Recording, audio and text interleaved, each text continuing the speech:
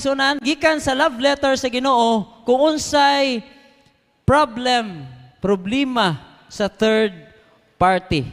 Hashtag to timer. Grabe, no? Parintir man ko ning third party o kuan to timer ba? Mamaora ni sila, no? So ato ni i-clarify karon kung unsa ang gisulti sa Dios may tungod niining third party sa relasyon or to timer nga mga tao. Okay? I-define nato kadali maigsunan ang third party. What is third party?